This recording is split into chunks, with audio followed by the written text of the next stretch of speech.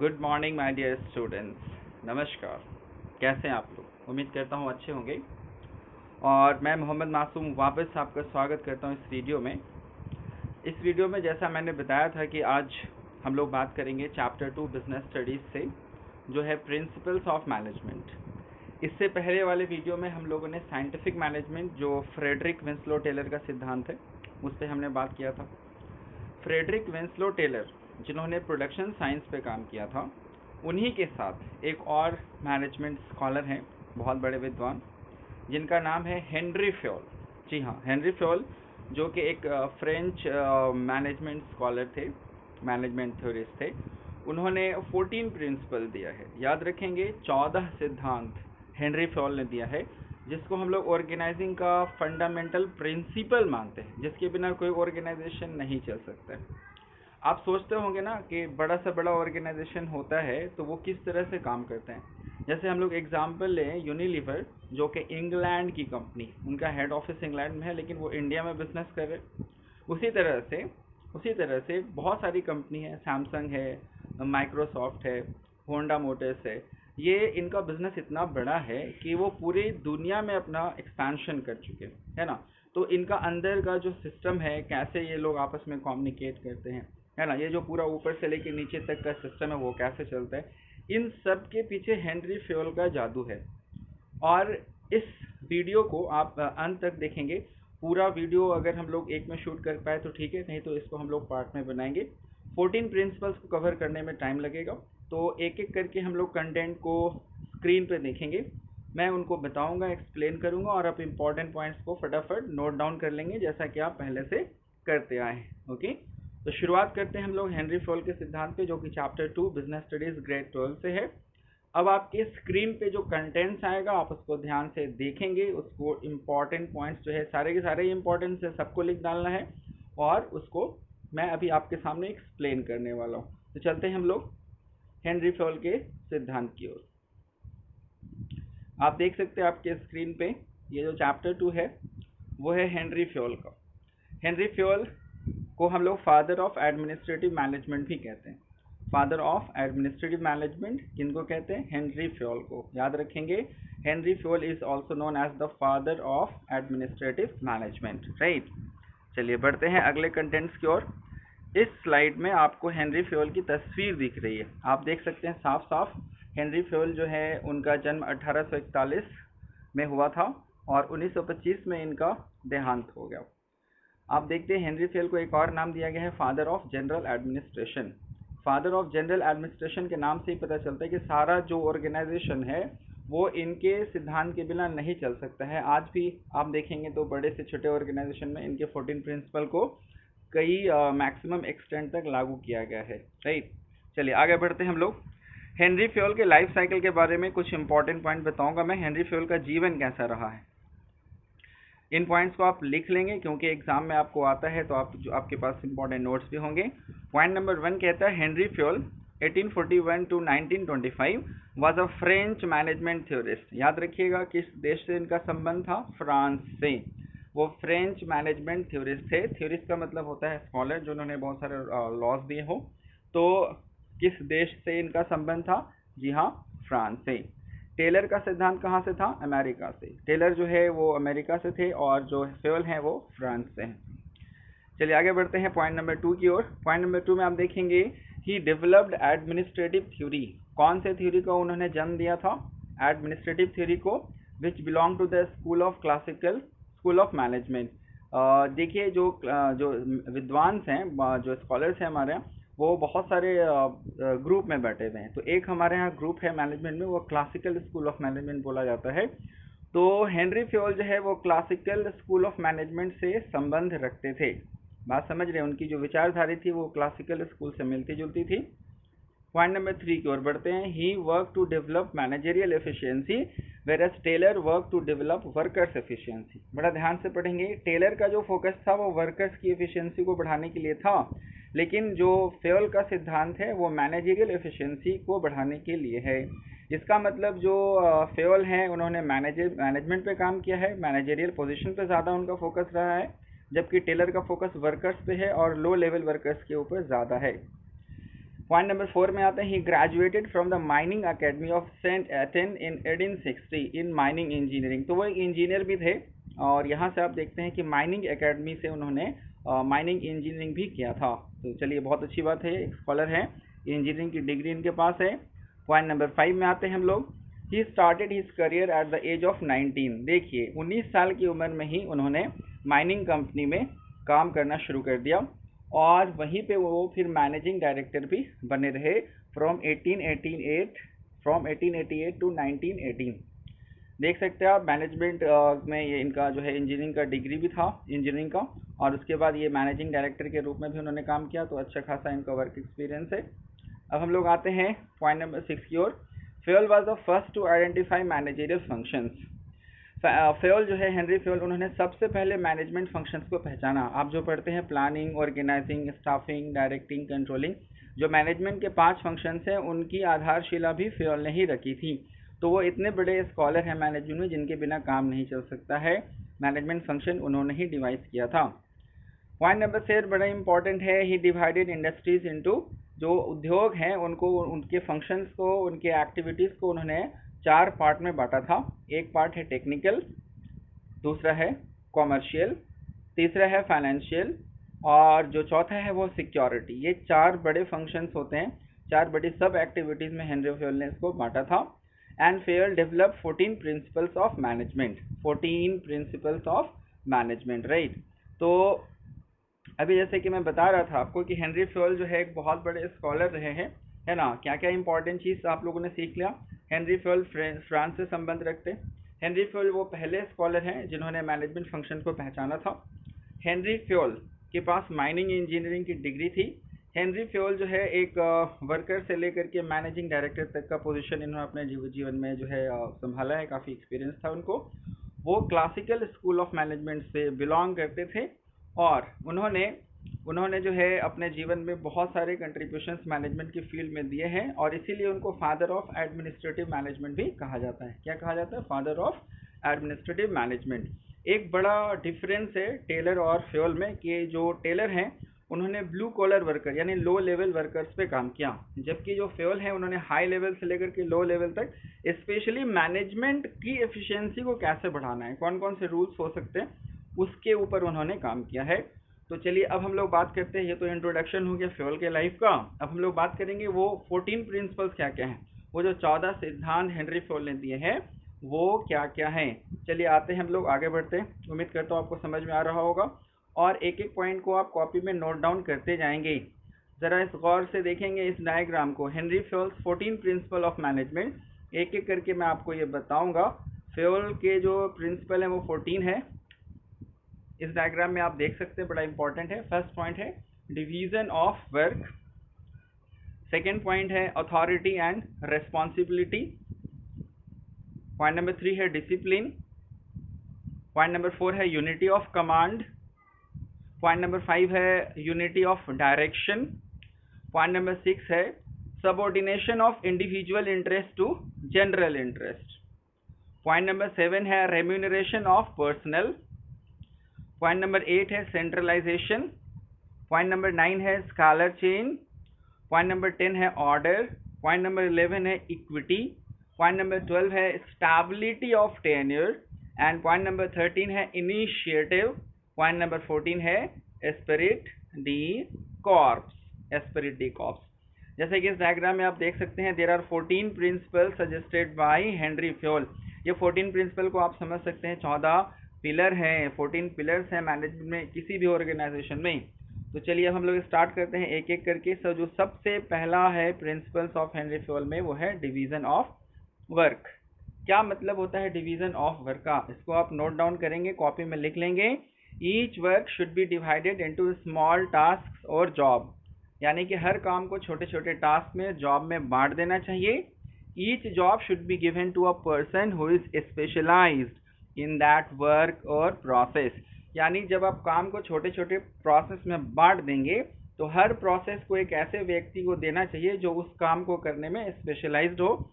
If the same person does the same work again and again, अगर एक ही व्यक्ति एक ही काम को बार बार करेगा, जैसे एक वेल्डर जो है वो बार बार वेल्डिंग का काम करता है, एक बॉयलर मशीन को ऑपरेट करने वाला केवल बॉयलर मशीन को ऑपरेट करता है, क्योंकि बार बार एक ही काम को करेगा तो उससे क्या बेनिफिट होगी कि वो बंदा उसमें स्पेशलाइज हो जाएगा। तो डिवीजन ऑफ वर्क साफ कहता है कि काम को बांट दो और हर काम को छोटे छोटे टुकड़े में बांट करके हर पार्ट को उसको किसी स्पेशलाइज वर्कर को दो, ताकि उस काम को बेहतरीन तरीके से बेस्ट मेथड से किया जा सके।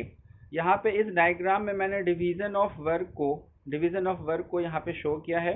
आप देख सकते हैं डिवीजन ऑफ वर्क जो है इसमें देख सकते हैं, दाएं साइड से आप इसको देखेंगे, राइट साइड से, तो यहाँ पे आप देखो कि जो सबसे दाएं साइड में जो रेड कलर का बंदा खड़ा वो सीईओ है, चीफ एग्जीक्यूटिव ऑफिसर। समझ लीजिए प्रधानमंत्री होता है, जो पावर पीएम को होता है वही पावर चीफ एग्जीक्यूटिव ऑफिसर को किसी कंपनी के अंदर होता है। सीईओ ने क्या किया, 3 लोगों को अपॉइंट किया है। बाएं से देखिए, फाइनेंस वाला है, प्रोडक्शन वाला है, मार्केटिंग वाला है। तो इसने 3 विंग बनाया है, 4 5 6 भी हो सकते हैं, मैंने बस एग्जांपल के लिए 3 यहाँ पे लिया है। फाइनेंस का काम इसको दे दो, प्रोडक्शन वाले का काम इसको दे दो, मार्केटिंग वाले का काम किसी और को दे दो। तो जो बेस्ट होगा फाइनेंस में वो फाइनेंस का काम करेगा, जो बेस्ट होगा प्रोडक्शन में वो प्रोडक्शन का काम करेगा, और जिसको एक्सपर्टीज होगी मार्केटिंग में वो ही मार्केटिंग का काम करेगा। बात समझ गए? तो यहाँ से डिवीजन हो गया वर्क का। अब इसके आगे देखिए, फाइनेंस के नीचे 3 लोग हैं, ये 4 5 10 50 100 भी हो सकते हैं, depending on organisation to organisation. ये तो मैंने सिर्फ पिक्चर में दिखाया है। प्रोडक्शन के पास भी 3 लोग हैं, मार्केटिंग के पास भी 3 लोग हैं। अब आप देखो, फाइनेंस में जो बजट वाला है वो सिर्फ बजट का काम करेगा, जो इन्वेस्टमेंट वाला है वो सिर्फ इन्वेस्टमेंट का काम करेगा, है ना। अभी आप प्रोडक्शन में देखो, प्रोडक्शन वाले को मार्केटिंग से कोई मतलब नहीं, वो केवल अपने ही काम को फोकस करेगा। तो प्रोडक्शन में रॉ मटेरियल वाला सिर्फ रॉ मटेरियल पे बात करेगा, मशीन वाला सिर्फ मशीन के बारे में बात करेगा, सेल्स वाला सिर्फ सेल्स के बारे में, प्रमोशन वाला सिर्फ प्रमोशन के बारे में बात करेगा। इसका मतलब है काम को बांट दो, काम का बंटवारा कर दो और हर काम को जो है एक एफिशिएंट बंदे को पकड़ा दो, है ना। तो हम लोग कहते हैं कि एक ही आदमी से सारा काम कराएंगे, a person can not be expert in all areas. तो काम का बंटवारा, डिपार्टमेंट्स बनाओ, यूनिट्स बनाओ और एक स्पेशलाइज बंदे को बिठा दो ताकि उस काम को बेस्ट मेथड से वो कर सके। तो ये था point number 1, division of work. उम्मीद करता हूँ कि आपको ये समझ में आया होगा, नोट डाउन कर लिया होगा आपने। अब हम लोग आते हैं पॉइंट नंबर 2 की ओर। हेनरी फयोल का जो सिद्धांत है उसमें दूसरा सिद्धांत क्या है, प्रिंसिपल्स ऑफ हेनरी फयोल में आते हैं। Point number 2 is authority and responsibility. Authority and responsibility बहुत इंपॉर्टेंट टर्म है। अथॉरिटी का मतलब पावर होता है, अधिकार होता है। देखिए, जब कोई सुपरवाइजर है ना, कोई जो बॉस है अपने जूनियर को ऑर्डर देता है, उसको अधिकार होता है कि वो अपने जूनियर को ऑर्डर दे सकता है, उनसे काम करवा सकता है, इसी को हम लोग अथॉरिटी कहते हैं। तो अगर आप मैनेजर हैं, अगर आपको अथॉरिटी नहीं होगी, आपका कोई बात नहीं मानता है, आपको कोई अधिकार ही नहीं, तो आप काम कैसे करवाइएगा? आप मैनेजमेंट तो चला ही नहीं सकते। तो अथॉरिटी क्या है? Definition, authority is the right of a supervisor to give order to his subordinate means junior, exert his obedience, उससे बात मनवा लेना, allocate resources, उनको साधन बांट देना, है ना। तो आपके नीचे कुछ लोग हैं, तो आप किसी को बोलते हैं चलो हम तुमको इतना समय देते हैं, तुमको ये मशीन देते हैं, इतने लोग दे देते हैं, तुम अपना काम करके दिखा दो। तो अथॉरिटी किसके पास होती है? सुपरवाइजर के पास। क्या बिना अथॉरिटी के कोई मैनेजर काम कर सकता है? बिल्कुल नहीं कर सकता, राइट। तो authority is an important part of organising which is given by Henri Fayol, right. Next आते हैं हम लोग रेस्पॉन्सिबिलिटी में। रेस्पॉन्सिबिलिटी का अर्थ होता है जिम्मेवारी। It is the duty of a subordinate to execute his work as ordered by his supervisor, है ना, as ordered by his supervisor. तो अगर आप किसी कंपनी में जॉब करते हैं, ठीक है, तो आपका जो मैनेजर है, आपका जो बॉस है, वो आपको कुछ काम देगा, तो आप उस काम को मना कर सकते कि हम नहीं करेंगे। अगर आप मना करेंगे तो काम करेगा कौन? और इस तरह से आप मना करेंगे, फिर दूसरे लोग मना करेंगे, तो ऑर्गेनाइजेशन चलेगा कैसे? तो जो सुपरवाइजर को पावर दिया गया वो अथॉरिटी है, और जो सबऑर्डिनेट की जिम्मेवारी बनती है कि वो अपने बॉस की बात को माने, इसी को हम लोग कहते हैं responsibility. Authority is the right to give order, authority आदेश देने का अधिकार होता है। Responsibility is the sense of executing work according to the instruction of your supervisor. तो रेस्पॉन्सिबिलिटी वो जवाबदेही होती है जिससे आप अपने बॉस के कहे हुए बात को मानते हैं। चलिए इसको हम लोग और एक डायग्राम की मदद से समझेंगे, अथॉरिटी एंड रेस्पॉन्सिबिलिटी को। थोड़ा इस डायग्राम को देखिए। ये जो डायग्राम आपको दिख रहा है देखिए, है ना, ये ऊपर में सुपरवाइजर है जो बड़े गुस्से में दिख रहा है, लाल चेहरा दिख रहा है ना, और उसके नीचे जो है दो सबॉर्डिनेट्स है, एक मैनेजर के नीचे दो जूनियर हो सकते हैं, और ये दोनों जूनियर जो नीचे में येलो कलर के बेचारे रो रहे हैं, है ना। तो ये जो है थोड़ा सा कॉमिक सेंस डालने के लिए मैंने किया, ऐसा कुछ है कि अगर आप नीचे काम करें तो आपको बहुत सारा बात सुनना पड़ता है, कभी डांट भी सुननी पड़ेगी, है ना।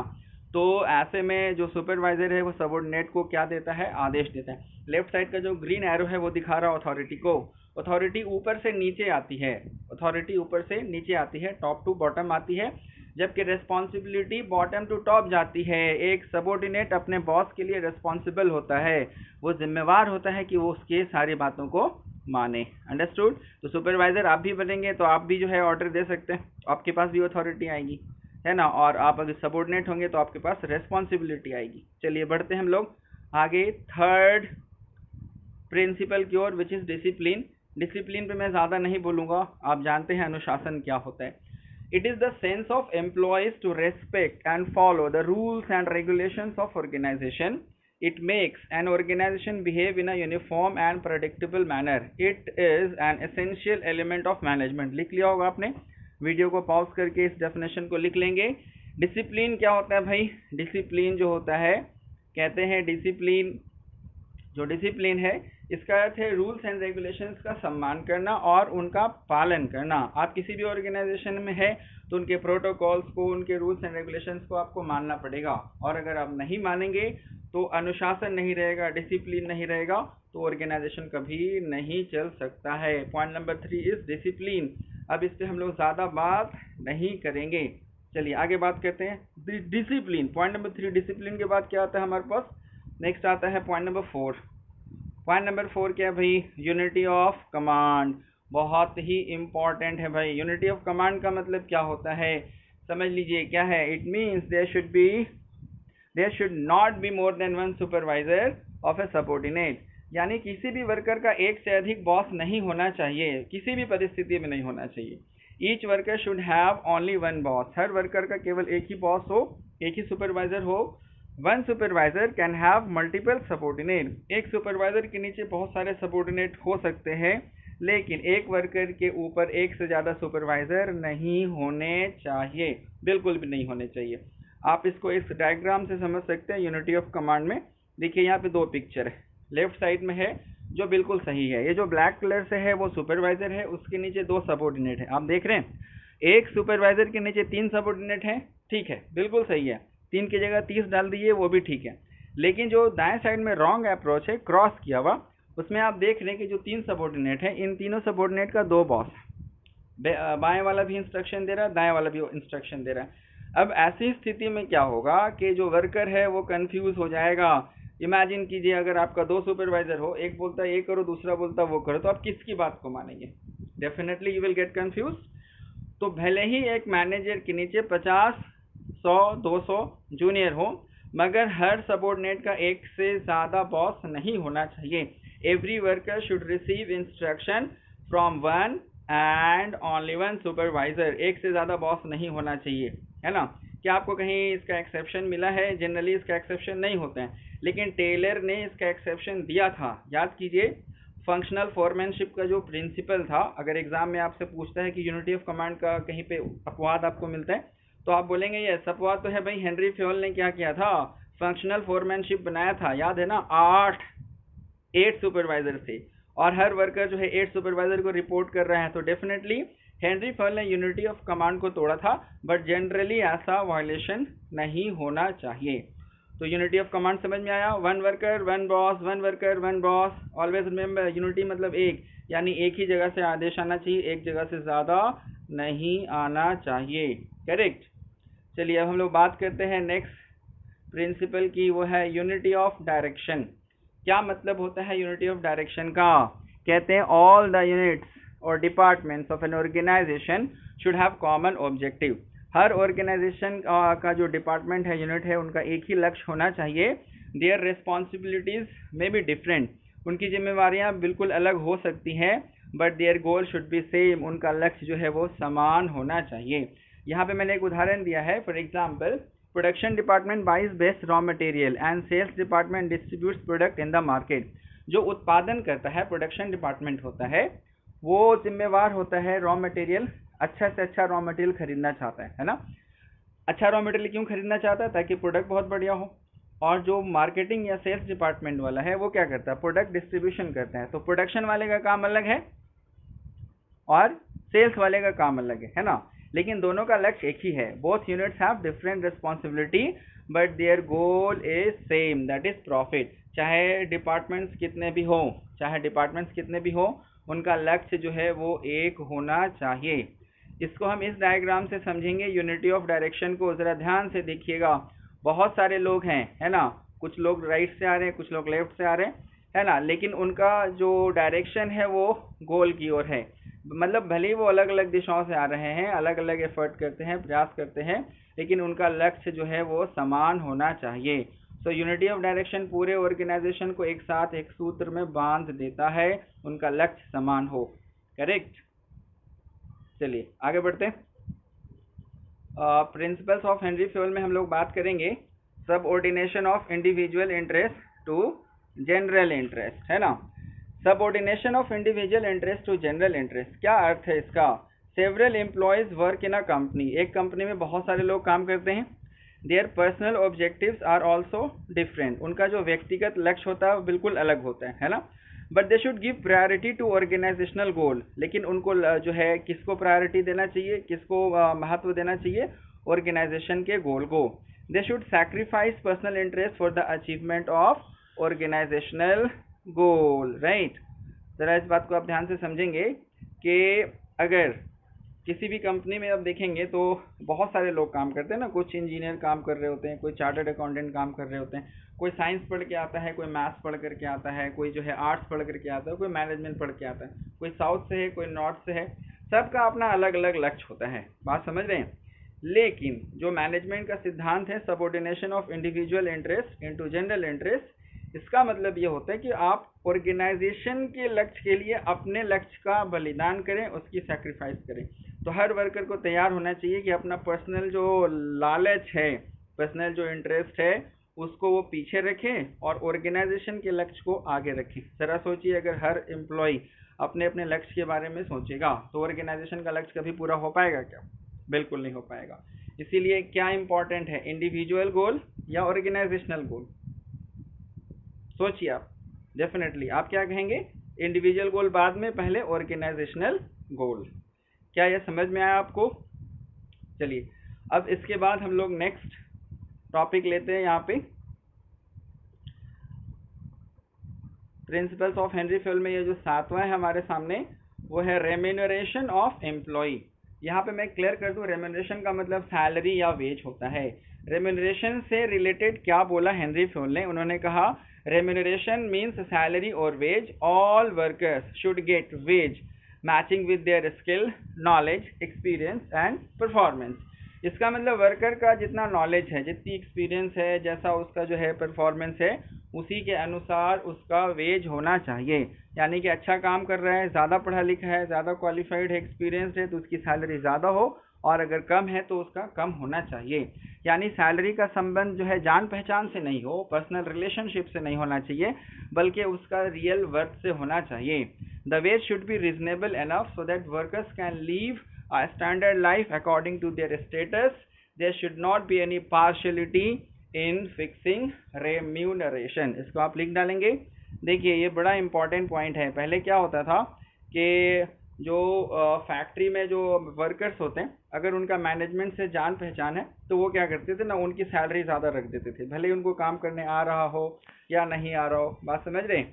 लेकिन जो हेनरी फ्यूल है उन्होंने कहा कि किसी भी वर्कर की जो सैलरी है वो जान पहचान पे नहीं होनी चाहिए, बल्कि उनके महत्व पे होना चाहिए। उनको नॉलेज कितना है, उसका परफॉर्मेंस क्या है, वो कंपनी के लिए कितना इम्पोर्टेंट है।